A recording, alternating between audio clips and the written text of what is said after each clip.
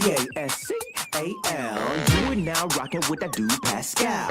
We be going wild, Haitian in the building, so original. Got the haters catching feelings. Get your hands up to the ceiling and keep them held high. Cause St. Louis isn't ready. Forget about it, goodbye. Hold on, we just saying hi. Five somebody, rise up. Weekdays, catch us live. Somebody, let's go. Good evening. Good morning and good afternoon, everybody. Welcome to the Pascal Show. Hope you guys all doing well out there. Hope this show finds you in great spirits because another day above the dirt is always a blessing. Let's not forget that, man.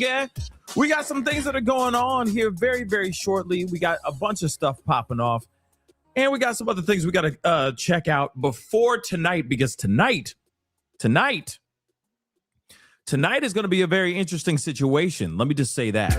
Tonight could be very, very, very bad or very good. I don't know. But Trump is going to be making a huge statement at around 9 p.m. Eastern Standard Time that I think a lot of people are really hopefully looking forward to. We'll see. We will see. But I digress. There is a lot going on. We got something that's going to be launching off, literally about to pop off in less than 10 minutes. So got some things we got to get into before we get into all that. Please do me a favor. Hit that like button down below. Crush it, do it, hit that reaction button if you're watching on these other platforms. If you're watching on these other platforms like Facebook, X, Twitter, Instagram, TikTok, Rumble, Twitch, Kick, I'm on all of them. Make sure you hit that follow button. Follow. Subscribe here to my YouTube channel, please and thank you. Subscribe. Hit that notification bell. Excuse me. Set it to all so you know whenever I go live, whenever I upload, because honestly, it is random. Hit that join button down below. Become a member. Check out my Patreon. And of course, check out PascalMerch.com. We got really great stuff over there, so go check it out. PascalMerch.com. All right? Okay. We got some things we have got to get into, guys. There is a huge historical moment happening in the world of space travel that's happening in about less than 10 minutes from now. So, of course, we need to check that out. There is a bunch of other things like bimbofication that we need to talk about. Yeah, guys, that's a real thing. So we got to talk about Kristi Noem and her husband, her balloon wearing, cockeyed, nipple wearing husband. Because I got to be honest, this should be a matter of national security. You understand that, right? That whole situation, we definitely need to talk about it because it's a little ironic. You got the former, but during that time, she was the head of the Department of Homeland Security. And then now her husband liked to moonlight wearing boobies. It's an interesting situation. We are going to talk about that and then some, but let's be real. There's some serious stuff going on right now, which we need to get into. So we got to talk about what's going on with Artemis II. Okay, there's a full-on launch. They're going back to the moon. Yeah, guys, this is not a joke. And where's Stanley Kubrick when you need him, right? I'm kidding. I'm totally kidding. But still, if you don't know what I'm talking about, look it up. The first moon landing, Stanley Kubrick, a lot of conspiracy theories, okay? It's a joke, though. But they're going back. People are going back to the moon. Why back to the moon? That's what I'd like to know. But apparently, they want to build a base. This is something that they're talking about. Building a base on the moon. No joke. So this is a very interesting situation. All right. But let's take a listen and see what's going on here. Nothing. There's zero over here. Hold on. Let me see if I can find. Maybe there's some narration. Maybe a quick little breakdown of what's going on. How about that? How about that? We are welcome back retired NASA astronaut Nick Check Hague, this out who is quickly. with us and also with the U.S. Space Force. Nick, you know what's going on. Okay, I can give you some news. I can give you Nick. I can give you some news. I was just told in my ear. Forgive me for interrupting you. It has been resolved. The flight termination issue has been resolved. So Nick, now go for launch. I've just been informed. So Nick, take it from there. Yeah, no, it's great to deal with problems that are resolved. And I knew before you told me, because there was a huge cheer outside here with the crowd that's behind me down there waiting for this launch. So that's always great news. It's, I think, a great time to highlight just the level of collaboration that happens between the Space Force and NASA to make a mission like this, a mission of this magnitude happen. You know, the Eastern Range is operated by the Space Force out of the 45th Space Launch Delta here at Patrick Space Force Base.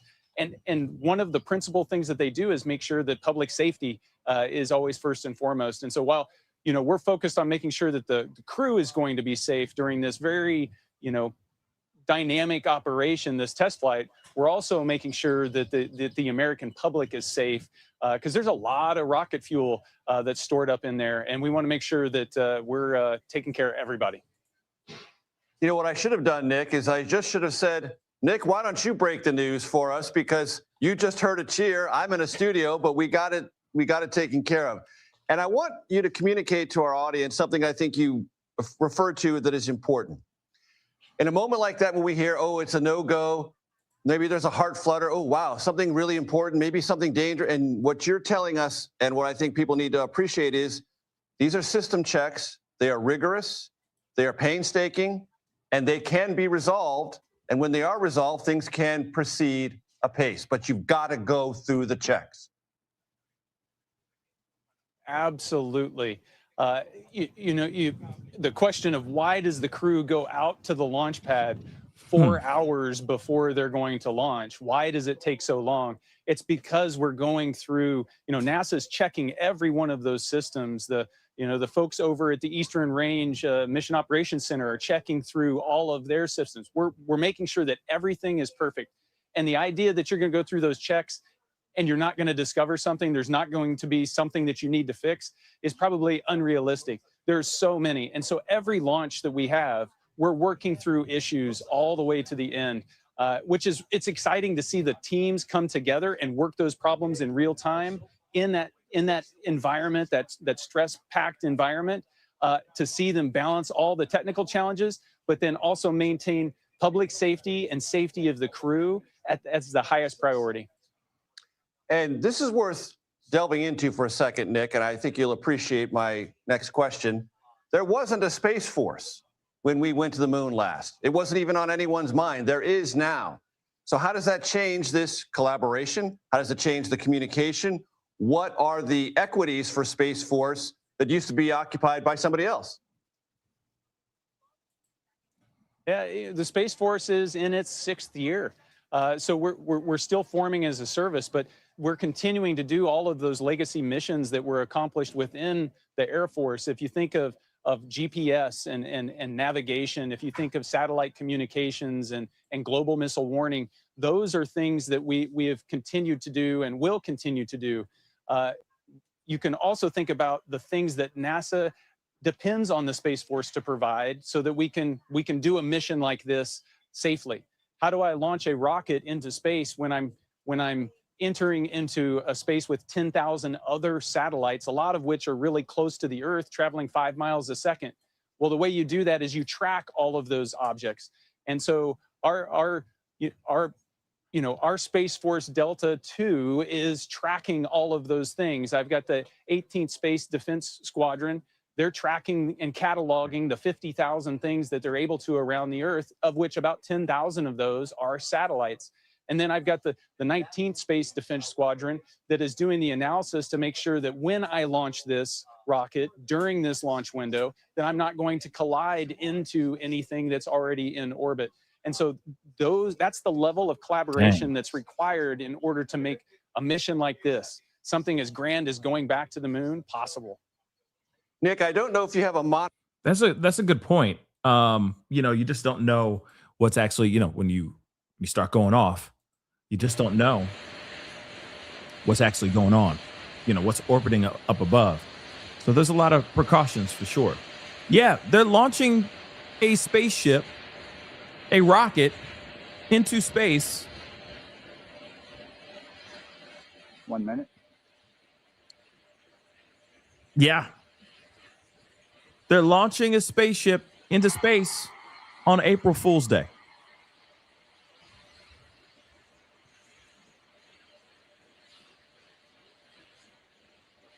Yeah.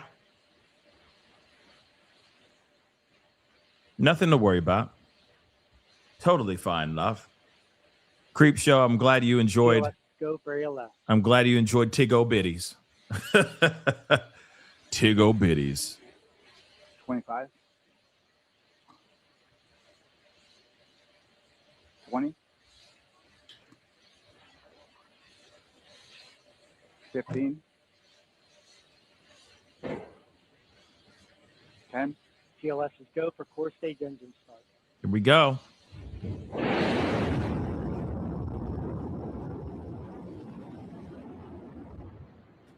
Holy poop on a stick. Here we go.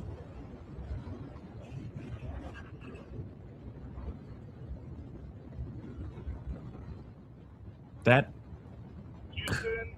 Okay, good. Roger, roll pitch.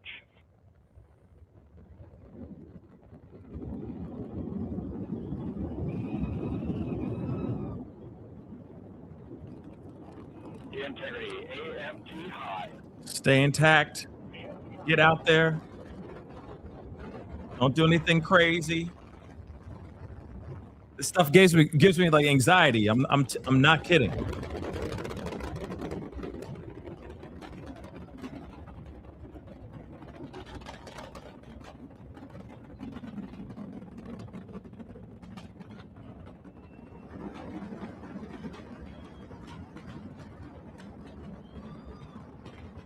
What is that?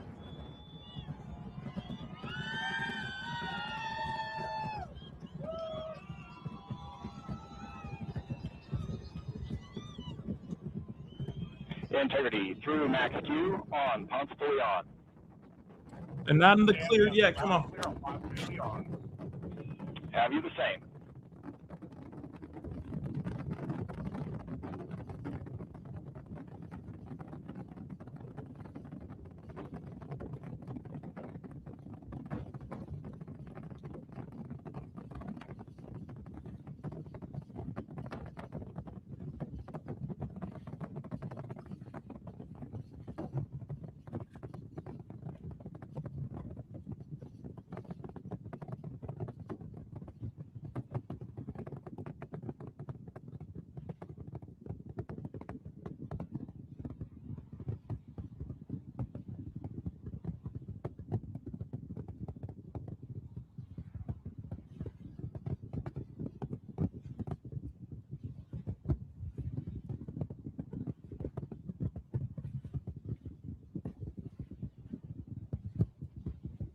Oh, that's crazy.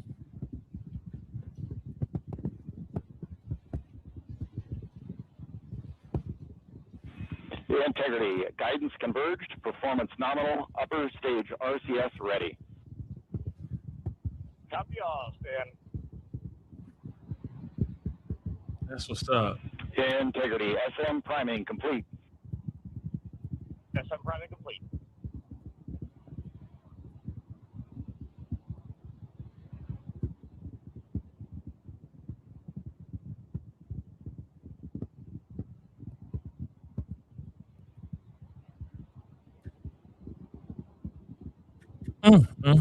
Yeah, the anxiety just starts spiking in me. You know what I mean? But that's incredible what we can do. What we as humans can do. Hey, yeah, what about those two rockets that are just falling from the sky? What's going on with that?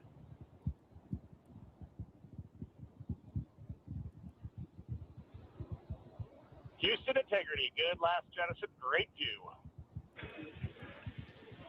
Copy jettison, Team Eco 8+02. We see the same on board, Stan. And Houston has you loud and clear on Tidris at the Carmen line. Still going. Outstanding, Stan. We have you the same.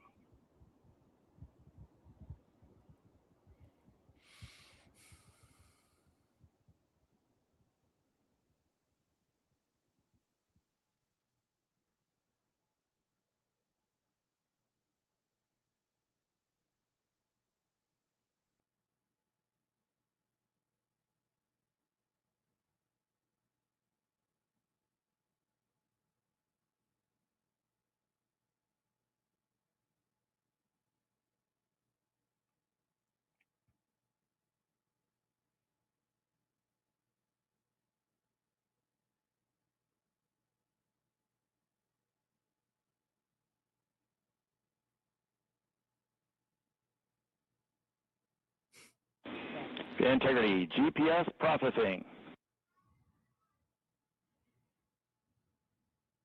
Outstanding, Stan. We see the same, and we have a beautiful moonrise. We're headed right at it.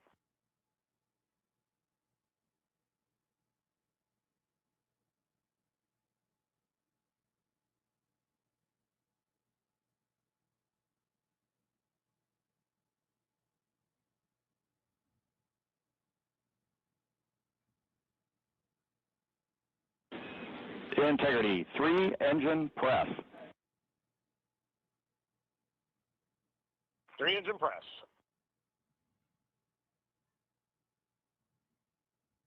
Why does that guy sound like Buzz Lightyear? I don't know why.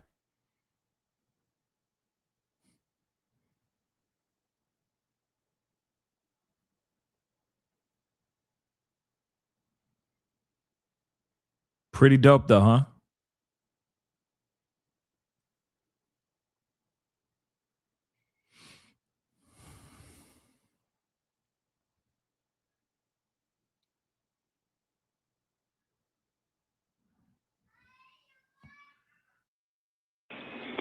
Integrity, looking good at 6 minutes. Same on board, Stan.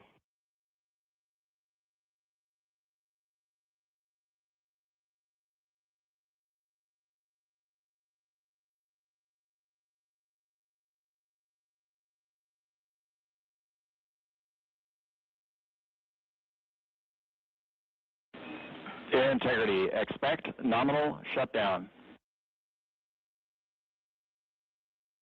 Integrity copies nominal shutdown.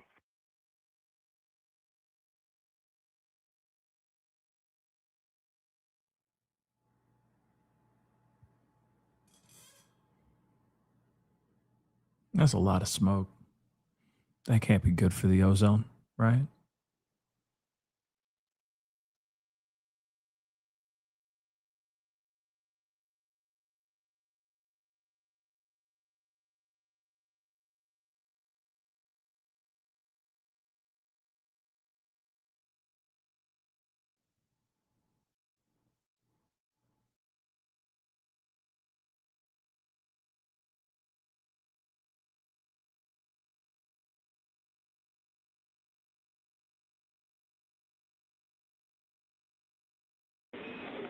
Integrity, AOA open. AOA open.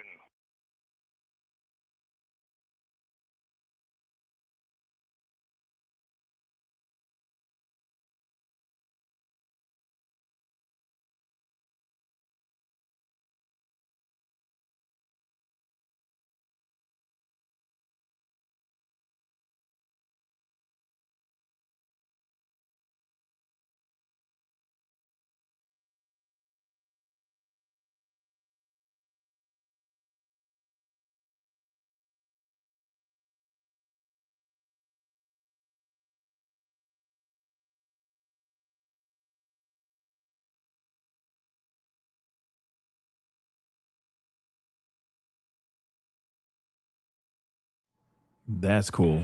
Integrity, nominal MECO, core stage separated. We see the same on board, Stan.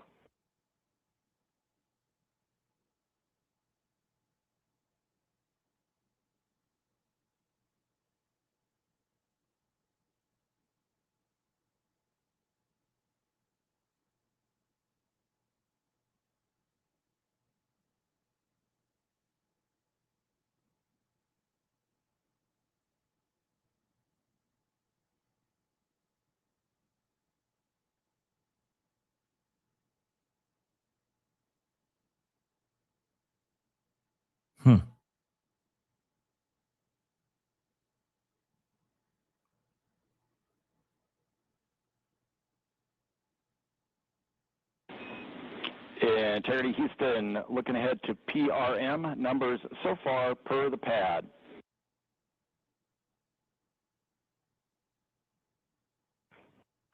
Copy that, stand numbers for the pad.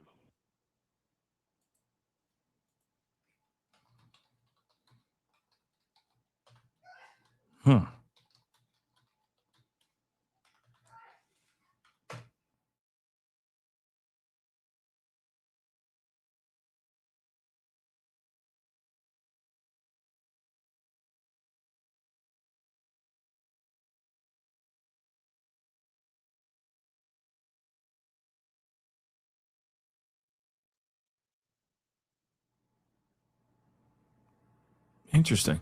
So they'll be traveling for at least 5 days. At least 5 days to get to the moon.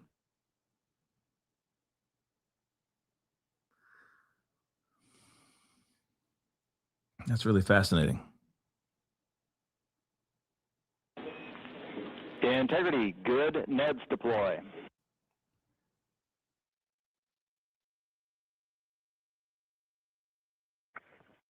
Copy that, stand good, Neds.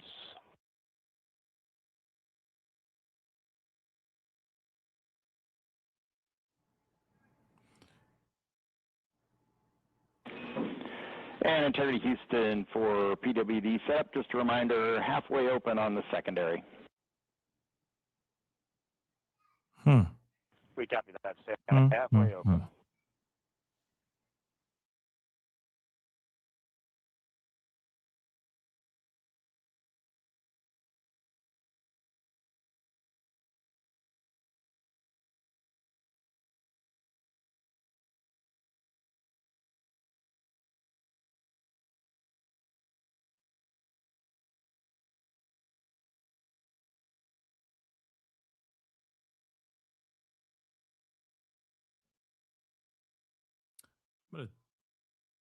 I'm gonna check another thing. Hold on, because this is it's getting a little, little boring. Let's just see. Let me just see what else. Boom. Humans to the surface. Jeremy Hansen, the Canadian who was on board this mission, said it's his first time in space. He hopes not to annoy his fellow astronauts because he's never really floated before. And he says, I'm sure he's so big it's going to get kind of annoying at first, but they'll get used to it. How hard is it once you're there and you're weightless? Oh, you're very annoying. Oh, yeah. I bumped into everybody. But I have a special note of pride about Jeremy because I come from a Canadian family, too. So. Oh, that's great. Yeah. Well, and what, if you can, I mean, what is it like, this moment like for Canada? Can you imagine? There have been very few Canadian astronauts. Every one of them is super special. I've known most of them. And Jeremy's an amazing guy. And can you imagine this being your first mission ever? Wow. Just what a wonderful guy. And he's representing an entire country. That section of humanity is very, very proud of him. And I am too. And timing is everything in life. And what a great time for Canada and the U.S. to come together in a mission like this. And at a moment like this when the world is watching. I think we do have Ryan Chandler now. Systems are a go from what I understand. Ryan, talk to us about what the space watchers out there are saying. Tom, that was one of the most incredible things that I've ever seen. But the most interesting thing to me was not even looking at the rocket. It was looking this way at people's faces and seeing that raw reaction. So many people here, this is the first time they'd ever seen that in their life. It's seeing the mom embrace her kid and say, look, anything is possible. It's people looking up and realizing what this means, not just for the United States, but for the world and for humanity. Tom, if I may, I know we have a great team of experts that we've been talking to all day. I found one of my own on the ground here. This is Mr. Adrian. Thanks for helping us out. What did you think when you looked up to the stars and saw that launch today? It was so incredible. It's like my first time seeing this, waiting for such a long time. And you know a lot about this mission. What does this mean? What were you looking for? How old is he? When this launch happened? Like, something really important is it's like so, It's like so brave of the astronauts that wanted to go there. Like they never denied it. They just went like this and they just said, we just go. And you want to be one of them one day. We- All right, we'll see you on Mars. Adrian, thank you so much, sir. Tom, I mean, that really makes the day. Go, Ryan. Yeah. Tom. Yeah, little Adrian there, and so many little Adrians all around this country will never forget this moment. Tom, you were just sending me a note here. You're getting text messages from friends in Canada as well who are watching this and just in awe. And they're watching. I told them, watch NBC News. Don't watch the Canadian Broadcasting Company. So to Joe, my good friend, to Jacinta, my good friend, to others, they have been watching and they are so proud of this moment. So proud to see Canada step forward. But in typical Canada nice fashion, Jeremy is the most unassuming, nice, easygoing guy, and they're proud of that, that he represents the best of them. You know, it's incredible because at this time we have multiple wars that are happening across the world right now. We hope this is a moment that the world can get around. That's what the astronauts wanted.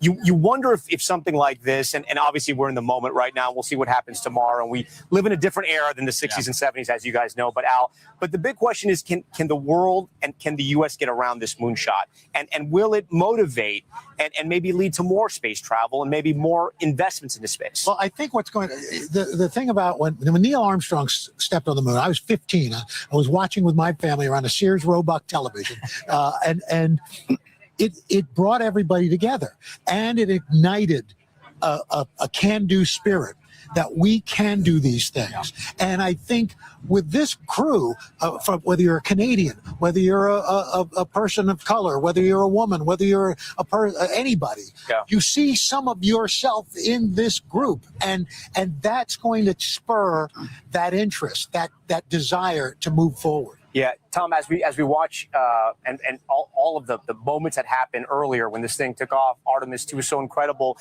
An important moment's going to happen in about 3 hours, right? 3 hours from now, we have sort of a critical point in this entire mission when all eyes will be on what happens and Orion, the capsule, something happens there. Explain to our viewers.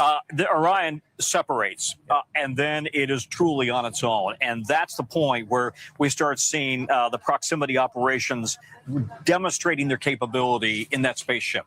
This is the most advanced, well, one of the most advanced spaceships ever built. Right. I don't want to speak for what SpaceX has got going. They've had an incredibly successful pattern already. But you're talking about the most advanced spaceship that has never had humans in it before. It had a great, successful, unmanned, uncrewed mission, test flight. Right.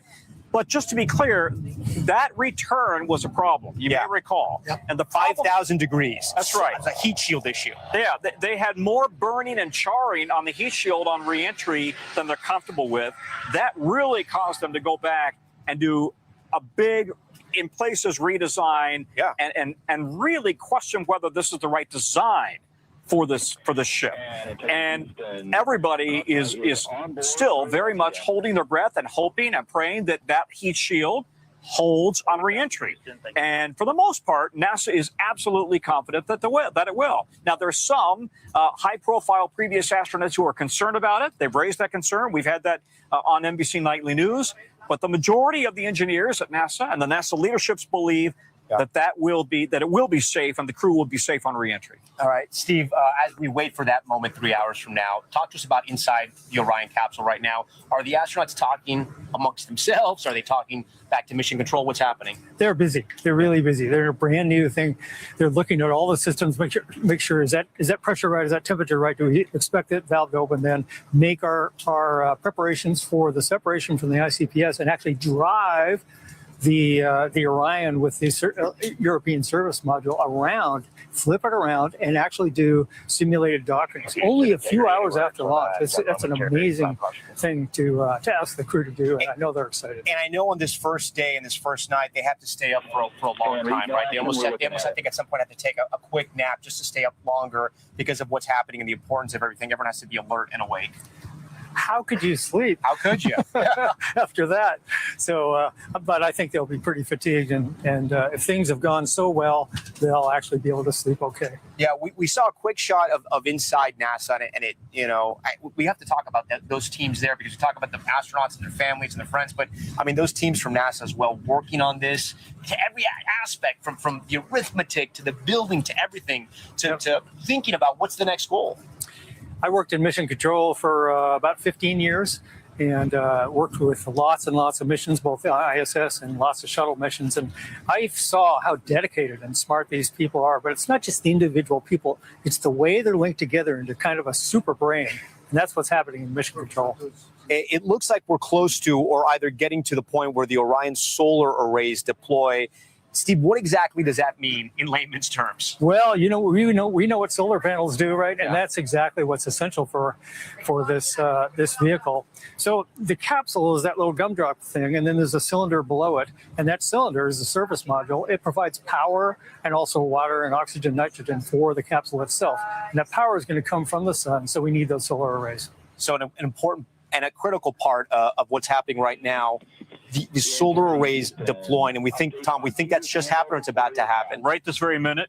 Let's listen open. Yep, let's listen in.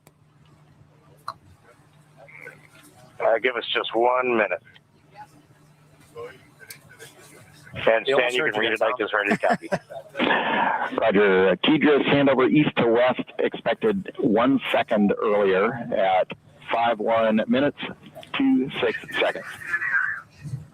Okay, bottom line is we're at that point right now when the solar arrays are deploying, assuming that goes as planned, nominally, as NASA likes to say. All right, Dan, we got me 1 second. I also just want to say, notice how fast they're going. They're going multiple miles, like hundreds of miles an hour, which is absolutely insane too. If you just look at the ticker on the bottom right hand of the screen, if it comes back, you'll see for yourself. I mean, they are flying through space right now. They're just burning through space right now, which is crazy. Because the moon is a good distance away from the world, right? From Earth. So again, pretty wild what's going on up there. Let's take a listen. Tom Yamas from the Kennedy Space Center. We thank you so much for watching. UMT high. Yeah. Big deal. Very, very big deal. Science. Yeah, science. Yeah, man, science. So they're out there. They're gonna do their thing. Pretty amazing stuff, if you ask me. Which is, you're watching and it's just straight up anxiety. You know what I mean? Now I know everybody's already out here being like, oh, it's AI, it's a damn a hologram. No, that's real, guys. That was real. That's very, very cool. Seeing something that we don't get to see very often. I mean, you get to see the likes of Katy Perry and Jeff Bezos's boo thing take a little ride. It's like a theme park ride. Ooh, we're going to the edge of the earth. You know what I'm saying? We edging.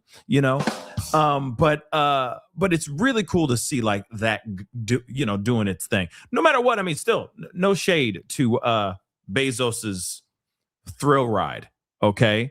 But it's a thrill ride.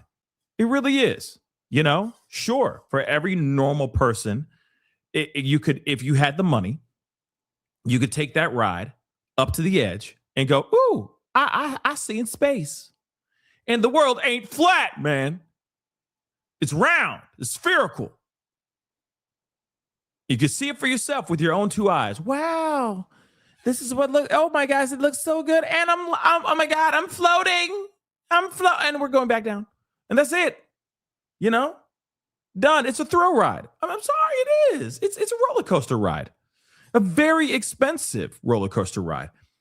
Of course, there's a lot more to it, but it is a thrill ride. You're not going out to space, fully out there, seeing all the aliens and spaceships that are out there, because for a fact there are some just chilling, but they out there edging. You know what I'm saying? Straight up edging. So we got to get into some other conversations. Speaking of edging, we got to talk about Kristi Noem's husband, Brian Noem. There's a lot going on here. A lot. Now, we talked about this last night. We talked about this yesterday, where he got caught. Somehow they were able to dive into his I guess his text messages, his accounts and stuff like that, which is absolutely insane. And they were basically able to find out that this man likes to dress in women's clothing. Now, hold on. Before everybody sits there and goes, well, that's his prerogative. If he wants to wear women's clothing, then let him wear women's clothing. How dare you make fun of him? How dare you shame him? Right? Here's the thing. I have no problem. He ain't my man. Okay? He ain't my husband. I have whatever he's doing behind closed doors, like I said before. Hey, if you want to walk around with balloon tiggo bitties and rock some hot pants, biker shorts, and suddenly your name is, I don't know, trying to think of like your name is Tiffany. You know what I'm saying? Like, hey, listen, if that is what keeps you going and keeps things kind of saucy in the bedroom between you and your boo thing, hey, do you. You know what I'm saying? As long as it's legal, consensual, hey, whatever you do behind closed doors, I don't care. Right? We're all little freaks, if you really think about it, to a certain extent. Okay? I know some of y'all just straight up missionary, looking at each other in the eye like this. I love you. I love you. I love you. He. Like that. And that's all you do. I mean, shoot, if that's what you do, that's what you do. But you still getting freaky deaky. You see what I'm saying?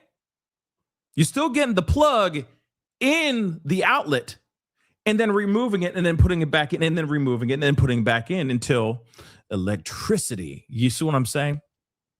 Until we reach the climax. You know what I'm saying? So we all freaky deaky.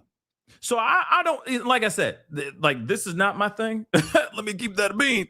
It's weird. It's weird. Outside looking in is weird, but hey, man, if you freaky and there's an understanding, then you do you. I don't need to know about this, but somehow we do know about this. And this is a huge concern for a lot of us. Okay? This is a big concern as far as national security.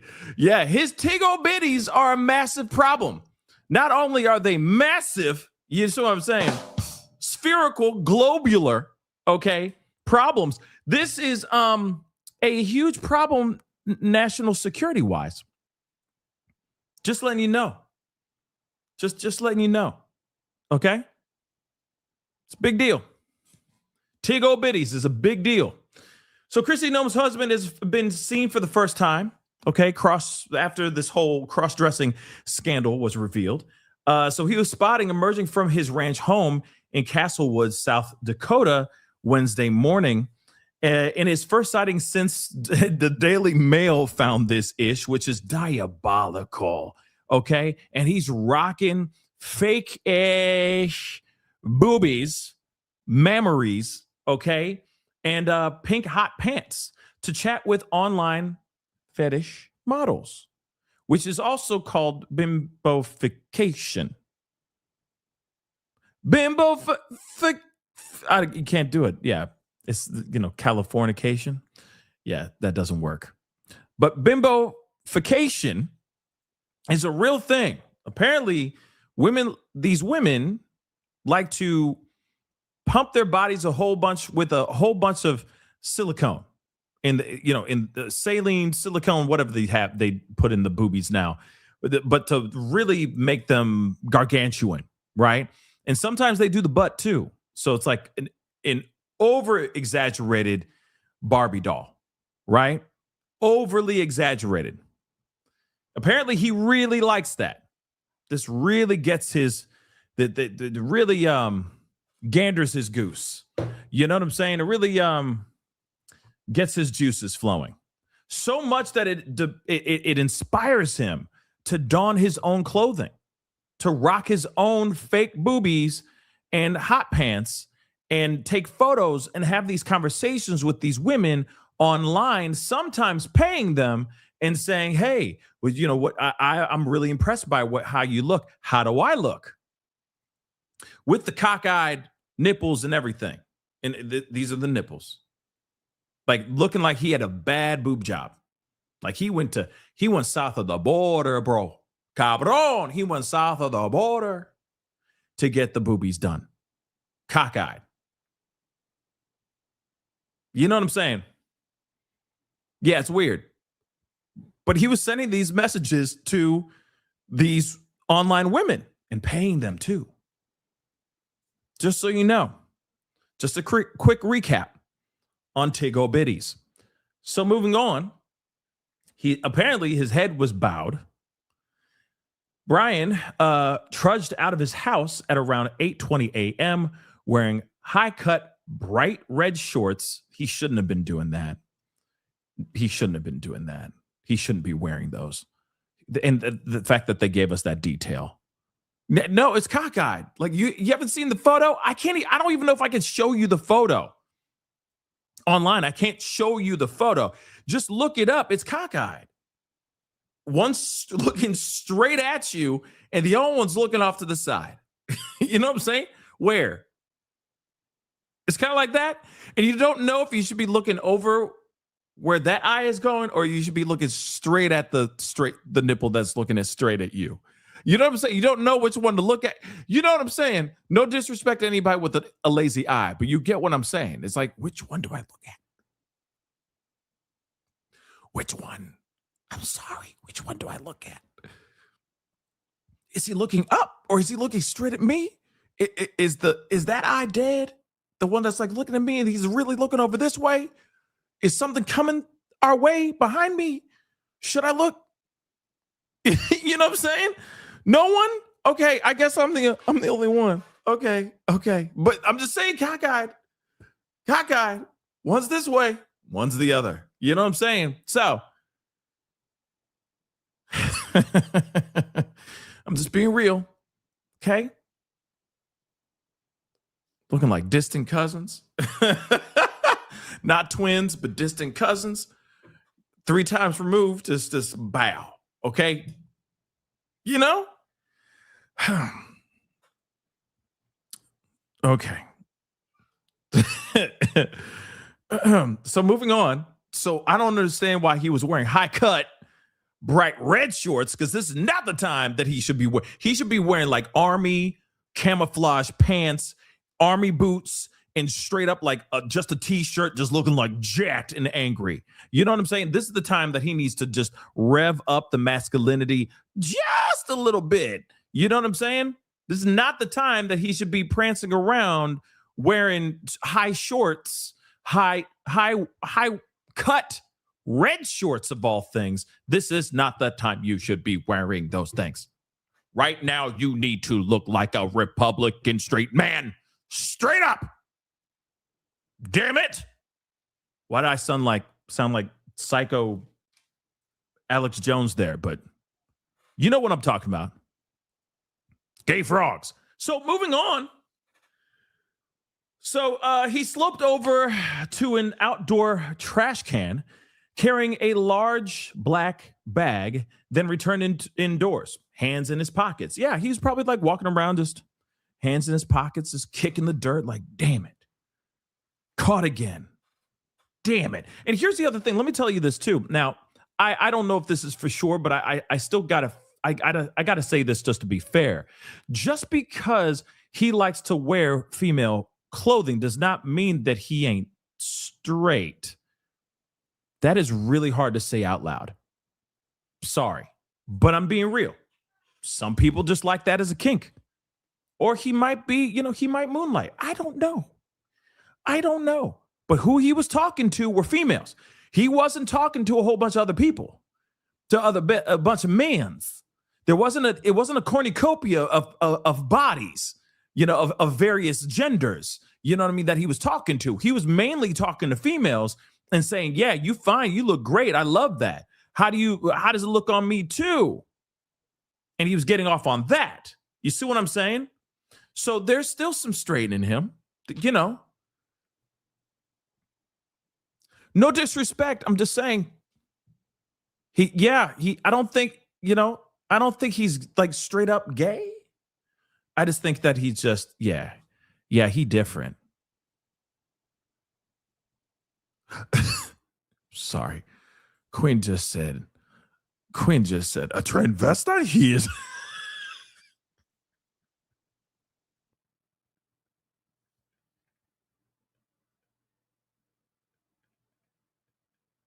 Why do you have to do it in the Yoda voice, man? Quinn, why do you have to do it in the Yoda voice? Oh my God. Okay. I don't know if that constitutes as is it? I don't even know. And I'm not trying to be mean to anybody who's in the world of that. You know what I'm saying? I don't know. Okay. But this is just too wild and too hilarious for Kristi Noem. I feel bad for him. I'm going to be real. Hold on. Let me get back up here with you guys real quick. I feel bad for the guy. You want to know why? Because he's married to Kristi Noem. I don't feel bad for him about wearing fake ass boobies, the tiggle bitties. Okay. I don't feel bad for him about that. I feel bad that he's married to that woman. That's what I'll say. And now this got out, which also means that she could easily be compromised. Think about that for a second, y'all. Dag nabbit, she could literally be compromised solely because somebody found out about his spicy ways. Real talk. Like, let me ask you this. Remember how she had $220 million to make a mother-loving promo video? Where did that money really go? Think about that for a second.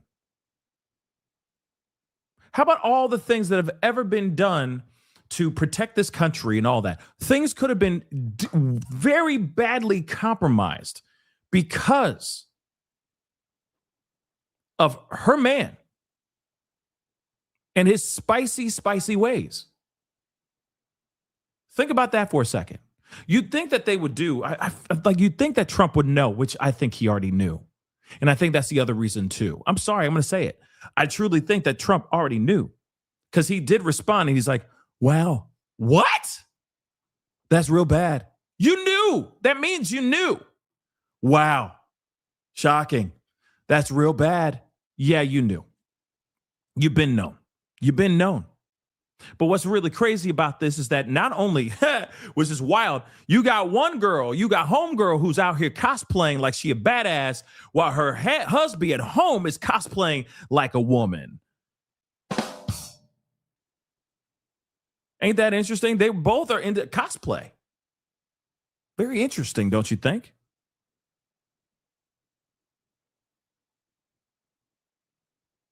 Don't you find that interesting? The only difference is I don't really care if he rocks the Tiggo bitties. And I really care that she was faking the funk the entire time. Stealing money, taxpayers' money, and lying to the American people in real time. That I have a problem with. Ain't that something? But hold on. He continues. So this reporter walked up to him being like, oh, what are your thoughts on all this and blah, blah, blah, right?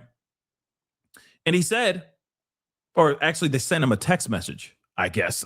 That's interesting. But in response to a reporter's request for an interview, Brian said in a text message, I will at some point, Today's not the day.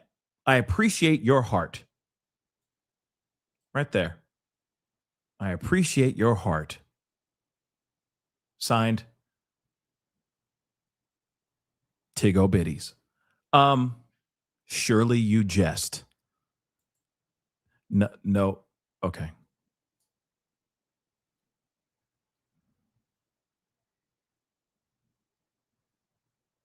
No, nobody. Okay. So again, this is what Trump said when he commented on the story.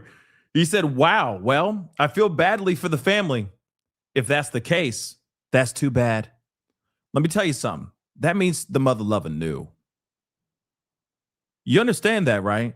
Trump been known. And maybe that's the reason why he was able to control her in some sort of way. Maybe he finds something on every single person that works for him, and then they have to literally work for him, terrified out of their minds like a terrified immigrant. I'm just saying, like, this is crazy. Sweating bullets all the time. Thank you, President Trump, for being so amazing, so on and so forth. Blah, blah, blah, blah, blah, blah, blah, right? You don't see any of them ever push back, at least the ones that are under his wing. They are all up in his ass. Have you not noticed that? Am I the only one who's noticed that? Like I said, he can do no wrong. Yet there's a whole lot of wrong going on. Whole lot of wrong going on. Now, we got to get into Kristi Noem, because apparently she had a few things to say. Let's go over to Fox News to hear what they got to say about what she said. Former Homeland Security Secretary Kristi Noem is asking for privacy and prayers tonight. She's said to be devastated by a report alleging her husband has been what is being called a cross-dressing double life. First off, she is devastated and blindsided by this information.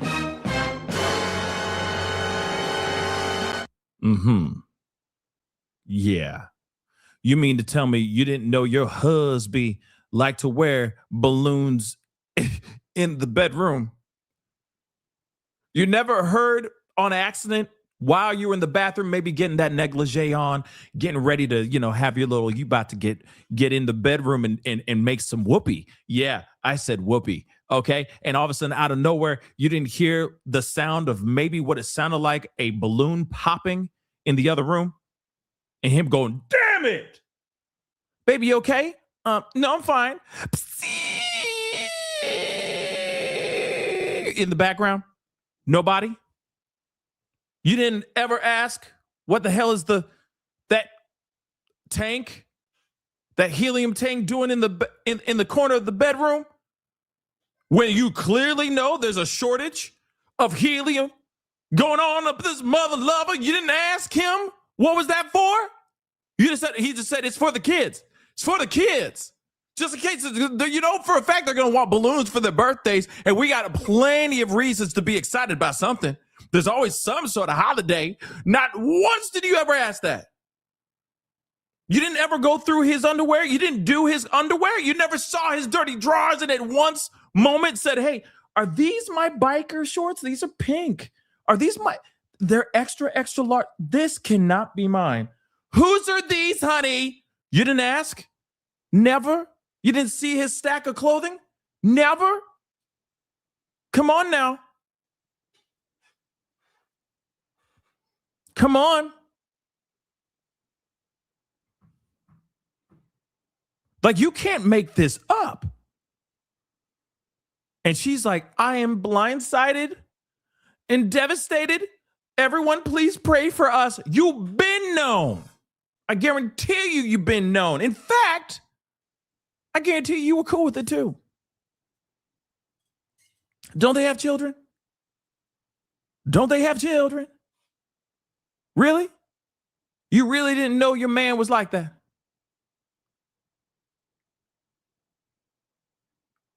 Come on now. Come on, guys. Come on. Devastated and blindsided. Please pray for us. Let me just say this. The only reason why there should ever be any prayer for this is because, yes, this is a very embarrassing moment for her and for him, most definitely for him, because this is terrible. Okay, let me be real. Like I said earlier, I don't give a damn if you're a freak leak behind bedroom doors, as long as it's consensual, as long as it's legal, as long as it's not harming nobody. I don't care. But when you are the head of a high-ranking department that specifically is made to protect the American people, this is a massive, massive concern for me. You could get easily compromised.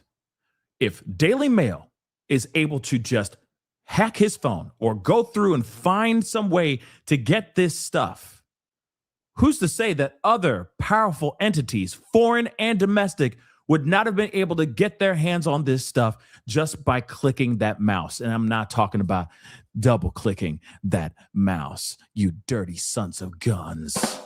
You know exactly what I'm talking about. Okay? So I don't care. You want to be freaky? Be freaky. As long as it doesn't deter your judgment, as long as you're a good person out here in these streets, do you behind closed doors. I don't need to know about it. But now the fact that we do know about this should be a concern for all of us. And in fact, this should also make Trump, the administration, go and look at all the things that she's done since the time that she was sworn into this position of power that she just got kicked out of. Real talk.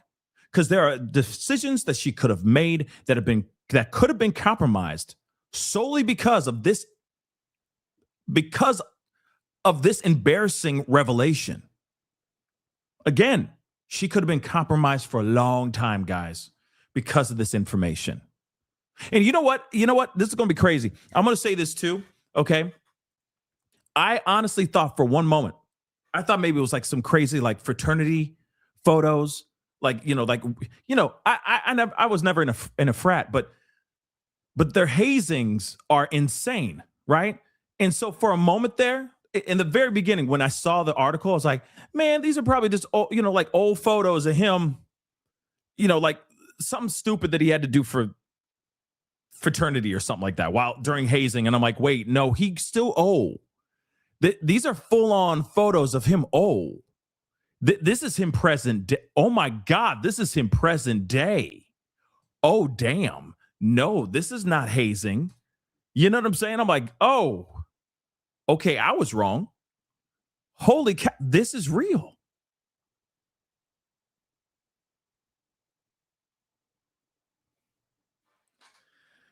Kristi Noem. Kristi Noem. You've been known. You've been known this entire time. And see, this is the other part too. No wonder she cheated. I mean, that shouldn't be grounds. That should not, that shouldn't be, a viable grounds, okay, for cheating on somebody.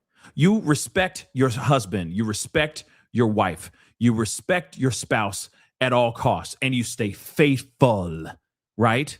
But a part of me is like, oh, she been knowing.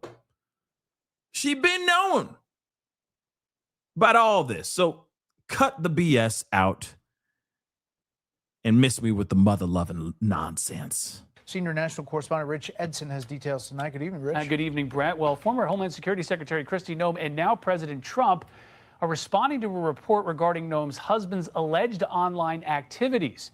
A spokesperson tells the Daily Mail that she's devastated and that, quote, the family was blindsided by this, and they ask for privacy and prayers at the time. President Trump tells the outlet he knew nothing about it, adding, wow, I feel badly for the family. If that's the case, that's too bad. The Daily Mail alleges it obtained hundreds of messages between Brian Noem and 3 women involved in a site where men cross-dress. It's a site specifically for cross-dressing men. I didn't even know that. She definitely was blindsided by the information leaking, but she wasn't blindsided by him. Look at him. He's like, yes, I'm ready for my close-up, Mr. DeMille. Yes. Yes, he's ready. He been ready, man. Come on now. He been ready, and she knew he been ready. You know that for a fact they got more footage than what they got. You know what I'm saying?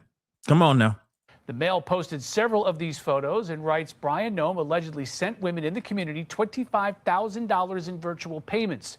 The publication says Brian Noem did not deny the explicit conversations, but says he never put national security at risk while his wife was secretary, setting up a potential blackmail situation. Quote, see, I call BS on that. All of it could have been a potential. All of it could have been potential. Yeah, I made no comments like that.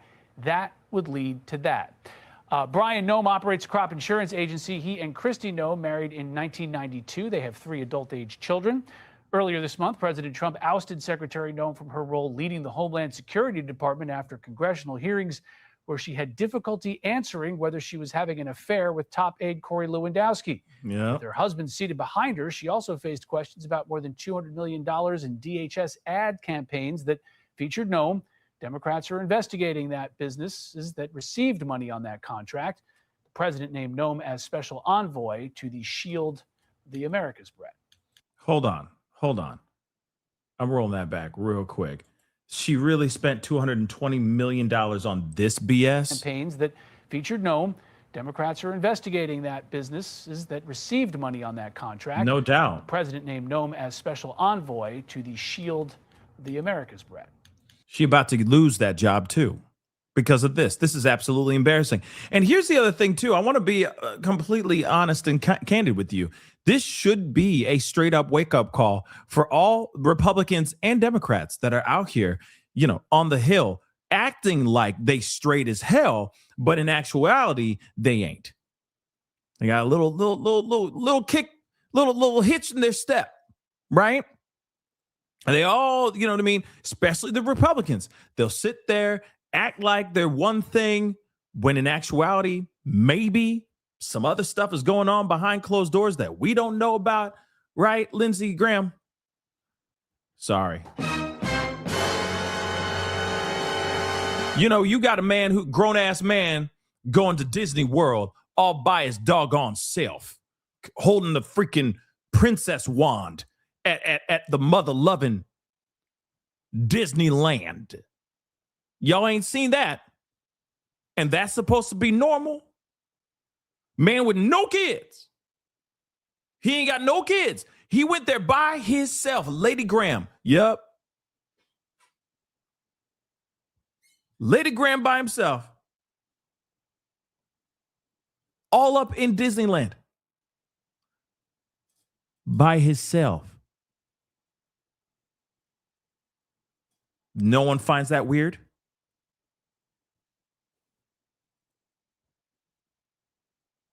How about these other individuals that are slowly getting exposed? It's all rumor so far, but how they say anytime there's an RNC or CPAC convention of some sort, that Grindr will break. Grindr will shut down in that particular area. And if you don't know what Grindr is, it's an app for dudes to hook up with other dudes. Okay, it's basically it's like Tinder, right? I haven't said that app in a long time. Tinder, it's like Tinder, but not. Tinder's for straight people. Grindr's for gay men, men to get together. Right. Just so you know. So apparently, Grindr will shut down. Will go haywire during these conventions, because there's all these guys that are sitting there going, being as a straight white male is an American thing. But then they're going, oop, boop. Oh, wait. Okay, Johnny wants to meet in the corner of X, Y, and Z. Okay, see you guys later. Stop.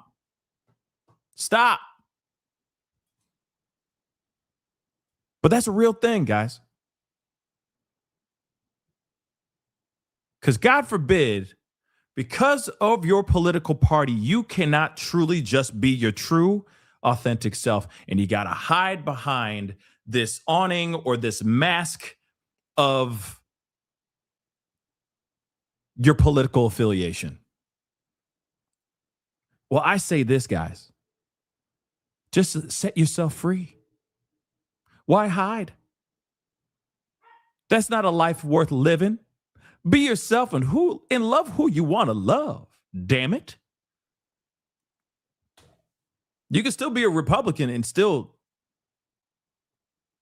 like men.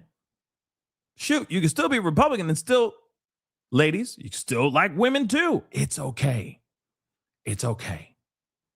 Or in fact, you could also be Christian and still be homosexual at the same time. Wow, I know these times they are changing, but it's true.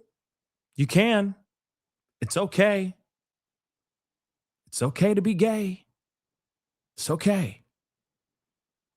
So again, pretty insane stuff though. And you see a lot of these political leaders that are now like, now you're hearing about Kristi Noem's information. That doesn't mean that he's technically gay, but he has something he's got a little kink, right? There's plenty of them. There's so many more. Like I said, there's so many more. They're just hiding. They're just hiding in plain sight. And there's been plenty of rumors, but there just hasn't been any confirmations on those things yet. They'll be coming soon enough. But hold on. Let me show you Lindsey Graham. Let me show you Lindsey Graham. Because it's kind of funny.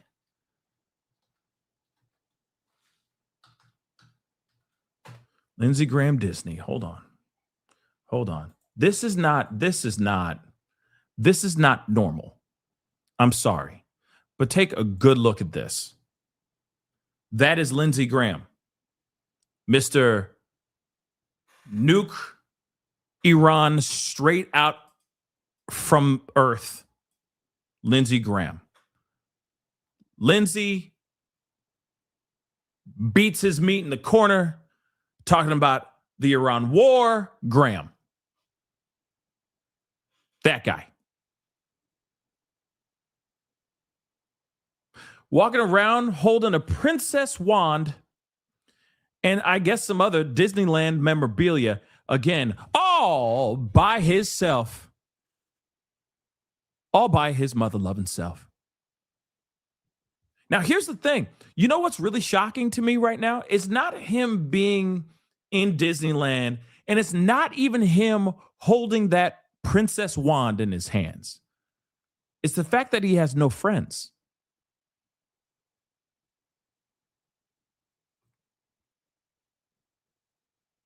And that's sad.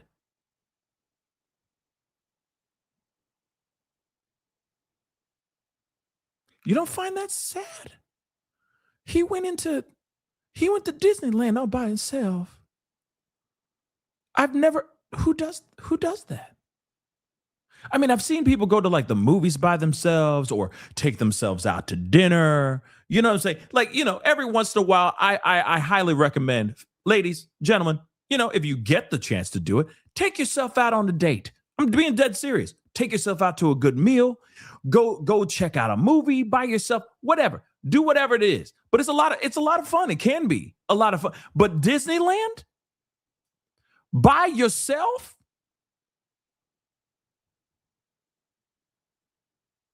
And you owe?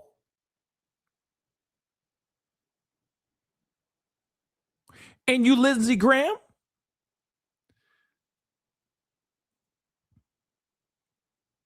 It's not a good look, dog. It's not a good look. It's not a good look. Okay?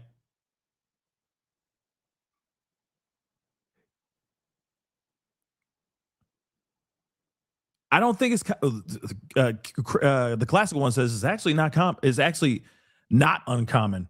Well, I will say this. This is uncommon. He's a grown man. Okay? He's a grown man by himself at Disneyland. Of all people, by his damn self. I find that weird. I find that incredibly weird.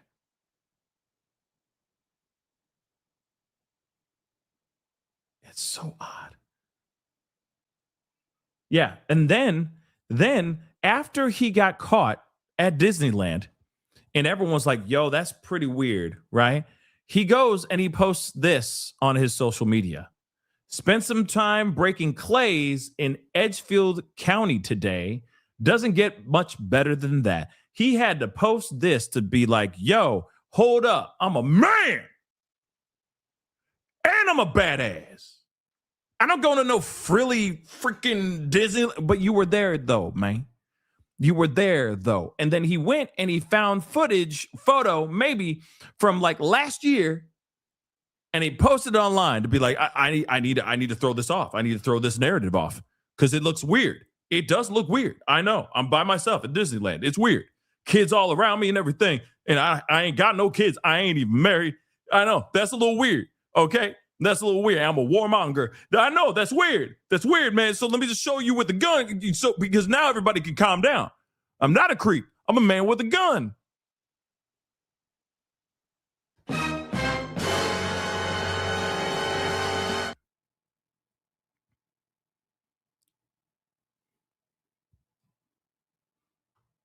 Not creepy. I'm just a man with a gun.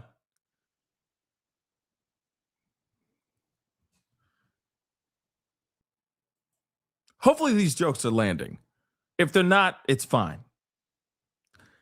It's fine. It's fine. But don't you think that's a little interesting? Desperado. All up in Disneyland. All by himself. Weird.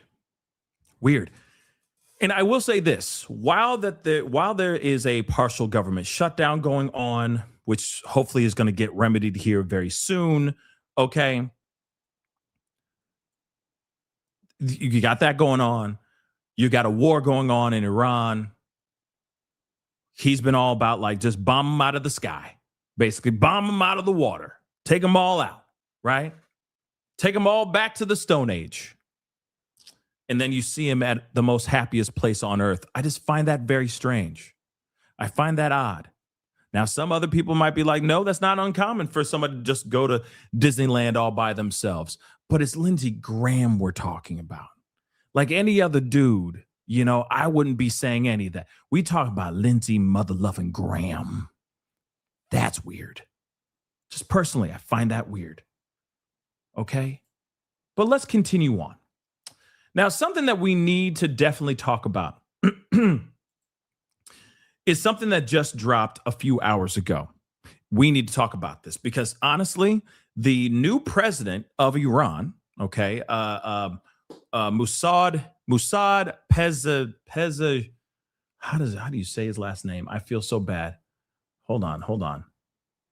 What? How do you pronounce his last name? Pezeshkian. Okay, Mossad Pezeshkian. All right, he came out with a statement to the world, to America. I'm sorry. All right, this is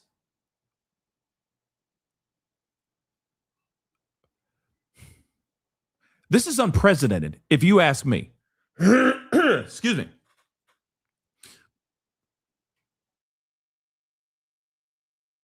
This is extremely unprecedented, if you ask me.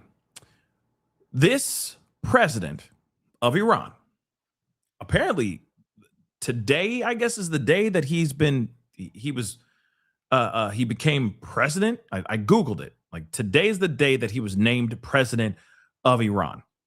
He came out with a statement, and it was made towards America, towards the American people. And what's interesting about this is that he basically breaks down saying that the Iranian people have been thriving. We are good people. We have a thriving economy. We have a thriving civilization. And all of a sudden, America came in and mucked it all up. And allegedly, America's been mucking this up for decades. This is the reason why the Iranian people feel some type of way towards America. Then he also goes in and says, hey, do you think that America is doing this for America? No. It's doing it for Israel. And Israel's trying to take over everything while using America as the muscle. This is a very, very interesting statement. We're going to go through it. And I'm telling you right now, in this statement, this is not giving me the vibe that they're trying to work things out. This is not giving me the vibe that he's saying we are working on a ceasefire and we are looking for peace. No, no, no, no, no. In fact, this statement that he made towards the American people is basically him saying, wake up, America. Stop listening to the propaganda BS that they keep piping into your freaking ears and in your eyeballs, and listen to what's really, really going on. And what they're trying to do right now is not a part of the agenda that you ever wanted to be a part of. That they have a completely different agenda, completely different goal, and it has nothing to do with the betterment of the American people. Stop listening to the propaganda. They are lying to you. That is a very big deal. So without further ado, let's get into this. So it says, in the name of God, the compassionate, the merciful, to the people of the United States of America, and to all those who, amid a flood of distortions and manufactured narratives, continue to seek the truth and aspire to a better life. Iran, by this very name, character, and identity, is one of the oldest continuous civilizations in human history. Despite its historical and geographical advantages at several times, Iran has never, in its modern history, chosen the path of aggression, expansion, colonialism, or domination. Even after enduring occupation, invasion, and sustained pressure from global powers, and despite possessing military superiority over many of its neighbors, Iran has never initiated a war. Interesting. Now, I know there could be arguments on that. Let's keep it a bean. Yet, it has resolutely and bravely repelled those who have attacked it. The Iranian people harbor no enmity toward other nations, including the people of America, Europe, or neighboring countries. Even in the face of repeated foreign interventions and pressures throughout their proud history, Iranians have consistently drawn a clear distinction between governments and the peoples they govern. This is a deeply rooted principle in Iranian culture and collective consciousness, not a temporary political stance. For this reason, portraying Iran as a threat is neither consistent with historical reality nor with the present day observable facts. Such a perception is the product of political and economic whims of the powerful, the need to manufacture an enemy in order to justify pressure, maintain military dominance, sustain the arms industry, and control strategic markets.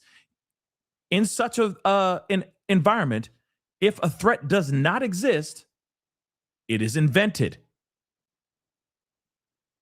If a threat does not exist, it is invented. Just want to repeat that again.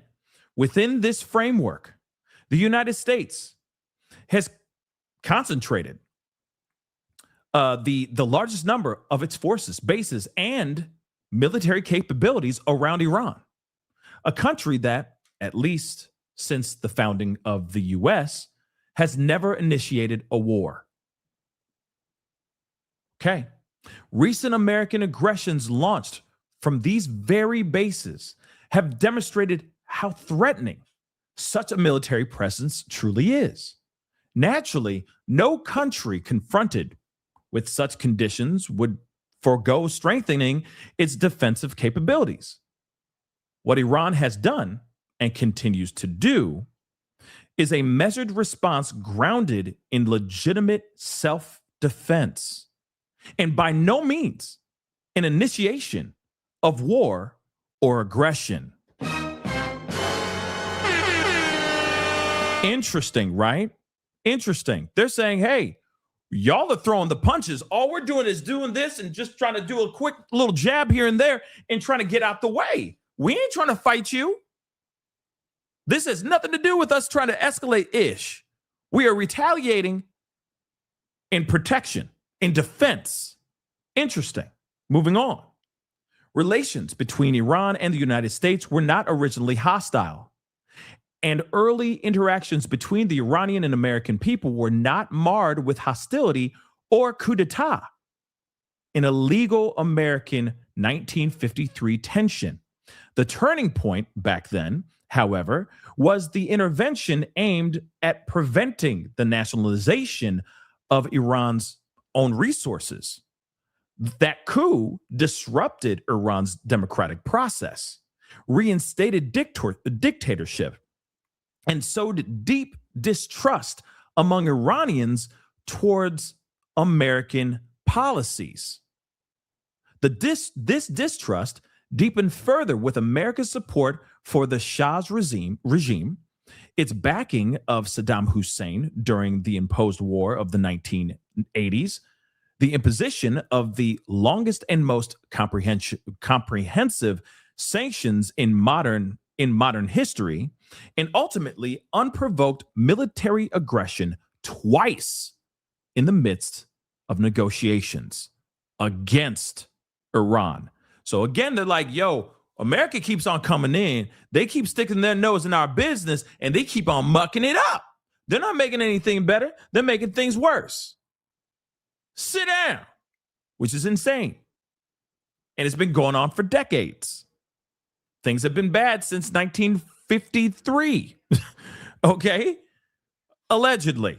Of course, we're hearing one side, right? Continuing. Yet all these pressures have failed to weaken Iran. On the contrary, the country has grown before the Islamic 30% stronger in many areas. Literacy rates have tripled. From roughly today, higher education has expanded dramatically. Significant 90% revolution to over 90% revolution to over advances have been achieved in modern technology. Healthcare services have improved. The infrastructure has developed at a pace and scale incomparable to the past. These are measurable, observable realities that stand independent of fabricated narratives. At the same time, the destructive and inhumane impact of sanctions, war, and aggression on the lives of the resilient Iranian people must not be underestimated. The continuation of military aggression and recent bombings profoundly affect people's lives, attitudes, and perspectives. This reflects a fundamental human truth. When war inflicts irreparable harm on lives, homes, cities, and futures, people will not remain indifferent toward those responsible. This raises a fundamental question. Exactly which of the American people's interests are truly being served by this war? Was there any objective threat from Iran to justify such behavior? Does the massacre of innocent children, the destruction of cancer treatment pharmaceutical facilities, or boasting about bombing a country, quote unquote, back to the Stone Age serve any purpose other than further damaging the U.S. global standing? He's coming in with some jabs. He's coming in with those jabs. Okay? Iran pursued negotiations, reached an agreement, and fulfilled all its commitments. The decision to withdraw from that agreement, escalate toward confrontation, and launch 2 acts of aggression in the midst of negotiations were destructive choices made by the U.S. government. Hamburger. Choices that served the delusions of a foreign aggressor. So here's the thing. The delusions of a foreign aggressor, who could he be talking about? Is he talking about Trump or is he talking about Netanyahu? Who's he talking about? Which foreign aggressor? Because let's be real. He's clearly talking about Netanyahu, y'all. Hamburger indeed. Let's continue on. Like I said, he came in with the fire. And he's sitting here going like, yo, you're hearing a bunch of BS. They're being all aggressive. We're here trying to reacting to us getting bombed. We're just bombing back because we're getting bombed, right? Now, this could be him just trying to play the nice guy, trying to play the innocent, like as innocent, but maybe not. Remember that too. Let's be real. Okay? Yes, the Trump administration is straight up lying to us, guys. It is straight up lying to us. As Trump is saying that they're working on ceasefire agreements and all that, we get this letter. And we're not even done yet. We got like a page left. Okay? But like clearly, this is not looking any good. All right? He says ceasefire, but it's not really a ceasefire. He comes out, the president of Iran comes out with a statement like this, which is basically saying, quit listening to what the Trump administration is telling you because they're lying to you, American people. And look at what they're doing, the Trump administration is doing to the people of Iran. And that is not right. This is what he's basically saying in here. Does that sound like he's looking for a ceasefire agreement right now? I'll tell you what, no, he's not. I feel like he's trying to level. I think he's trying to level with Americans. But like I said, you kind of have to take this with a grain of salt because they're both lying. We hear all kinds of information from Iran. That's a lie. We hear all kinds of different kinds of information from Trump. That's a lie. So it's tough to hear. It's hard to sift out what is true and what is not. That's why I leave this up to you guys. But let's continue. Okay. So delusions of a foreign aggressor. Attacking Iran's vital infrastructure, including energy and industrial facilities, directly targets the Iranian people. Yes, it does. I agree with that. Beyond constituting a war crime, such actions carry consequences that extend far beyond Iran's borders. They generate instability, increase human and economic costs, and perpetuate cycles of tension, planting seeds of resentment that will endure for years. He ain't wrong with that. He definitely ain't wrong.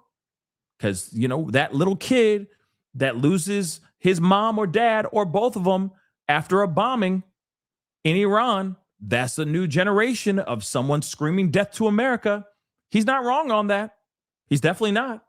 Let's not forget those kids or those families that need those things, like things in other countries that help them live their lives, right? Yeah, there could be resentment from those countries if certain things are cut off from them. Look at the people of Cuba right now. Everything's been cut off. They've been screwed, right? So this could escalate things into something much worse. And like I said to you guys before, the last thing Trump needs is other countries sneering at him and giving him the hard side eye, not just the soft side eye, hard side eye. When you start digging into their way of life, the way that they make money, etc., you got people out here suffering like the people of Cuba. Imagine that being a much bigger country that has just the same amount of power or just a little bit less power, right? Military power. Imagine them getting pissed off by being cut off. And you got people starving and angry. And then they're looking at Trump. And then America as well as a target. We don't need that. So he's got a point. This is not a demonstration of strength. It is a sign of strategic bewilderment and an inability to achieve a sustainable solution. And an inability to achieve a sustainable solution. That doesn't sound like ceasefire agreements are happening, but moving on. Is it not also the case that America has entered this aggression as a proxy for Israel, influenced and manipulated by that regime? Damn. Is it not true that Israel, by manufacturing an Iranian threat, seeks to divert global attention away from its crimes toward the Palestinians? Is it not evident that Israel now aims to fight Iran to the last American soldier and the last American taxpayer dollar, shifting the burden of its delusions onto Iran, the region, and the United States itself in pursuit of illegitimate interests? Whoa! And he said this is wild. He said, is America first truly among the priorities of the U.S. government today? I invite you to look beyond the machinery of misinformation, an integral part of this aggression, and instead speak with those who have visited Iran. Observe the many accomplished Iranian immigrants educated in Iran who now teach and conduct research at the world's most prestigious universities or contribute to the most advanced technology firms in the West. Do these realities align with the distortion you are being told about Iran and its people? Today, the world stands at a crossroads. Continuing along the path of confrontation is more costly and futile than ever before. The choice between confrontation and engagement is both real and consequential. Its outcome will shape the future for generations to come. Throughout this millennia of proud history, Iran has outlasted many aggressors. All that remains of them, are tarnished names in history, while Iran endures, resilient, dignified, and proud. Now, here's the thing. Pretty insane to me. If you ask me, this is pretty shocking stuff. Because to me, this statement that he put out to the American people, by the way, first off, shocking.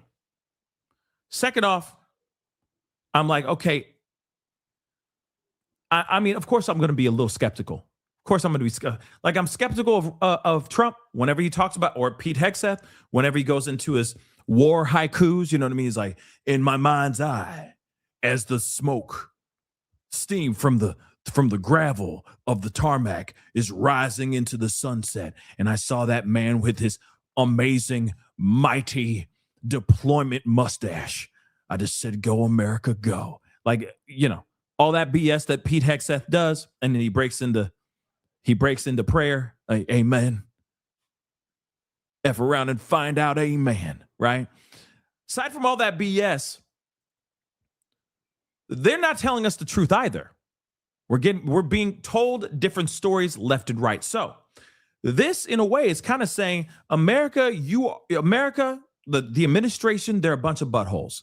They're in the wrong. What they're doing is wrong. They threw the first punch. We had nothing to do with this fight. We were chilling in the cut, doing our own thing, and then all of a sudden, boom, goes the dynamite. Surprise, surprise. How dare y'all? But it's like, to the American people, please listen up and realize that your leadership is lying to you, not telling you the truth. Here's the thing, too, though. As I'm talking to you about this out loud, I'm thinking this, too. Is he trying to start a regime change through the people of America like Trump did to them in Iran? Is he trying to incentivize some sort of upheaval, some sort of revving the people up? You get what I'm saying? Something to think about. Something to think about. Think about it for a second. Because remember, Trump goes to the Iranian people. This is your opportunity to take over. Decades of work finally happened. It's your time. Take over Iran, and give me the oil. Right? He didn't say the oil part, but he did say it's time to take over, right? And if this is kind of interesting, because it's like he's poking a sleeping bear and kind of in a way. Because you know for a fact, like a good portion of America's pissed right now. And he's clearly watching from afar, like far, because he's in Iran. It's a very far distance, but he's watching. In fact, he did say,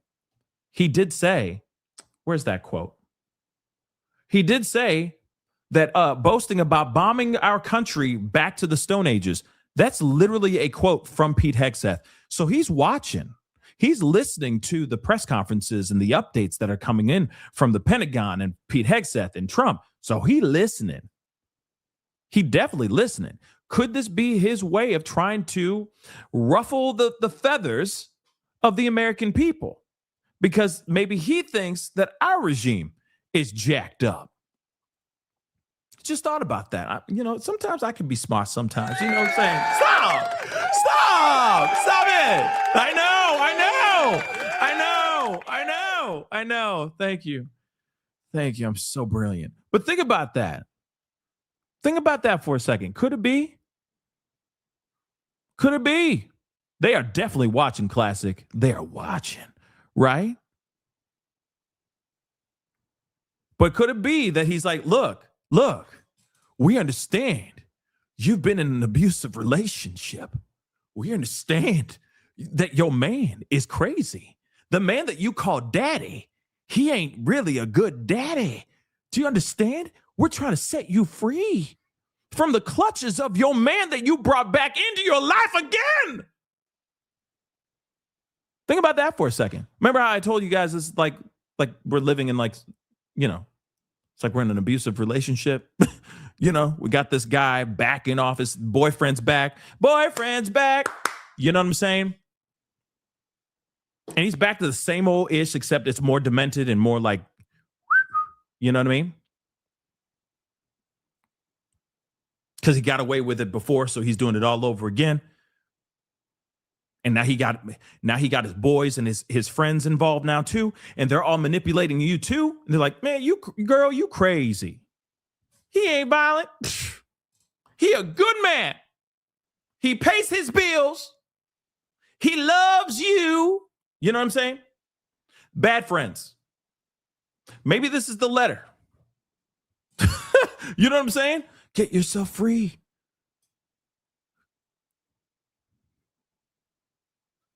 I already got a bag packed for you.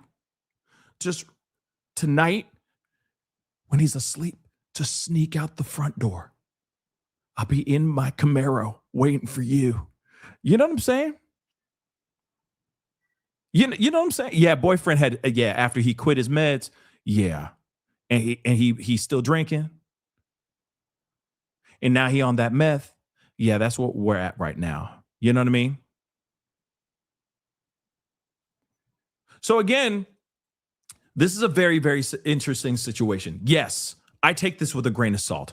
This could obviously be an opportunity that he's trying to have to make Trump look like a bad guy, make the Trump administration look like they're a bunch of buttholes, and say, hey, look, we're good Iranian people. We've done nothing wrong when they've done plenty wrong in the past too.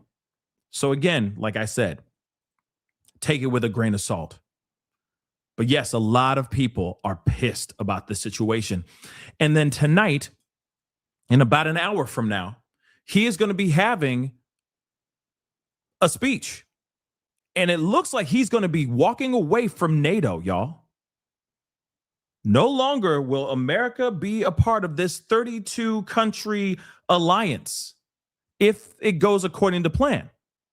Because he's pissed off that none of these other countries want anything to do with this war that he started. So now he's like, well, if you don't want to work, you don't want to help me,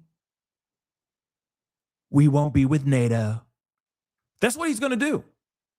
Is that a good move? I don't think so. But at the same time, we will see when that goes down.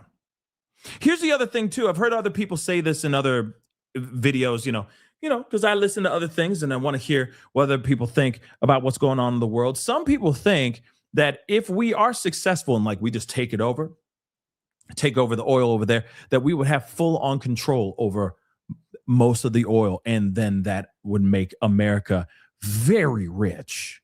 And if that's the case, okay, but you realize that we would take it from them. Like I said to you guys yesterday, this would be a global version of a B&E. If we were to go in there, take Carg Island, take all of their oil, which is something that Lindsey Graham, Trump, etc., have been talking about for decades, okay? They've been thinking about this and talking about this for decades. Why don't we just go in there and just take the oil? We're the strongest. We're the most amazing, strongest military in the world. Why don't we just go in there and strong arm that oil into our hands? You realize how catastrophic that will be. And that's one thing that the president of Iran even said here too, which I agree with, that whatever we're doing right here has irreparable damages to not only the country, but the people of that country. We'd literally have a target on our backs forever. And we would always be extremely concerned and nervous and worried about some sort of terror attack. You understand? Drax them scounced. You know what I'm saying? And we don't have time for that. Them damn terries. We don't have time for that. So is it the right thing to do to just take, strong arm and take? I don't think so. Some of y'all who are just like, America, America, America. And y'all are getting off on this idea. It's not a good idea. Here's the other thing too. We got plenty of oil here. We already have Venezuela. Let's start pumping, baby. We already have oil here. I know that we need oil from somewhere else because the oil that we have is pretty thick. Okay. It comes out thicker than a Snicker over here. I get it. Okay. We corn fed over here. I get it. But at the same time, you can't just go to another country and steal it and think that there's not going to be some sort of retaliation or repercussions for doing said thing, like a mother-loving global breaking and entering, which is what it looks like we're about to do. So as much as Trump says, oh yeah, ceasefire is happening and we're about to have peace in the Middle East, I don't see it. And I don't think the president of Iran is alluding to that at all either. In fact, he is telling us calmly, it seems, because it depends. You read this and it could be something completely different. He could be screaming this, okay? But to me, it sounds like he's trying to level with the American people. With lies, I don't know. But he's trying to level with the American people in saying, oh, no. You guys are the jerk-offs, not us.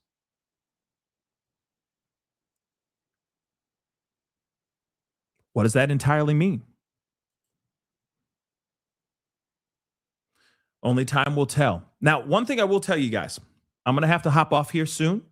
I'm going to be back on at a little bit before 8 because a little bit before his address, because he is going to be making an address today. And this is massive. Okay. As far as world news, as far as what's going to go on with the world, this is history in the making, potentially history in the making. He might go up there and just talk about how great he is, because that's allegedly what he's allegedly going to do.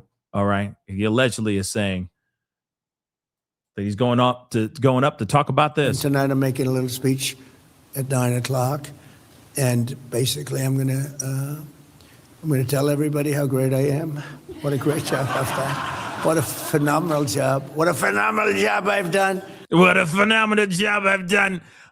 So he's doing a big speech tonight that everybody's assuming that he's going to say, we are not forever from this henceforth, from this day forth, we are no longer with NATO. That's what we're expecting. That's going to be a huge situation. Huge situation. All right, just so you know. So I'll be back on in a little less than an hour, and we'll be rapping about that. But here it is, okay? Selena, thank you so much for the love. I appreciate it. I really liked your review on Riley Strain's case. Thank you so much. I appreciate it. You know, when we have other, big missing cases, we'll be talking about them too. I'm driving faster. Slow down. You don't have to, where you got to go. Slow down. You'll get there. Just slow down. Damn. Hello to all the ladies up in here. Okay. So there's that. Thanks so much for the support. Hello to all the ladies up in here. Moving on. Driving faster again. Ish. We better take over their oil for show before we leave. You know what? Let me say this. I don't think we should. I mean, let me be real. For show, we shouldn't just go take the oil. I don't think that's a good move. I only see bad things coming from it. That's just my personal opinion. Okay? That's just my opinion. I think that a little, B&E never served nobody no good. For sure. You know what I mean? I just don't see it. Okay? I just don't see it as a good thing. But thank you, driving faster. You understand. I mean, let me be real. We go up there and we do that. That, first off, not only is it just a bad idea, it's bad karma. It's really, really bad karma. You understand that, right? Yeah, for sure. It's bad karma. It's bad karma. And then we'll have that for the rest of for however long America's America, right? Like I said, we don't need the time. We don't need that right now. We don't need enemies. We need peace. So again, like I said, and Trump is planning that. That's what Trump is trying to do. That's what I'm getting. That's the vibe I'm getting now. He wants to get in here and get that stuff and bounce and say it's ours, just like he did with Venezuela. That's literally what he's thinking in his head. So again, what comes around goes around. Okay? Yeah. So, what goes around, goes around, goes around, goes around, goes back around. You know what I mean? Justin Timberlake. DUIs. Driving faster. Don't drink and drive. Driving faster. Or anybody, for that matter. Just saying. So again, guys, I'll be back on in a little bit. That is the show. I appreciate all y'all for being here. Yeah, it's going to be a big show. So please be sure to tune in, okay? It's big deals. Very, very big deals happening here tonight in less than an hour. So be sure to hop in. We're going to be here to hear what he got to say, all right? Stay safe out there, guys. Please do me a favor before you head out. Hit the like button down below. Crush it, do what it do. Hit that reaction button if you're watching on these other platforms. If you are watching on these other platforms, make sure you hit that follow button. Subscribe here to my YouTube channel, please and thank you. Hit that notification bell. Set it to all so you know whenever I go live or whenever I upload, because it's random. Hit that join button down below, please and thank you. Hit that Patreon right down below. Support if you can. And check out PascalMerch.com. PascalMerch.com. We got some really great stuff over there at PascalMerch.com. Anyway, guys, I'll be seeing you guys in less than an hour. So I'll see you guys shortly. Be good to yourselves. Be good to one another. This is The Pascal Show. Bye.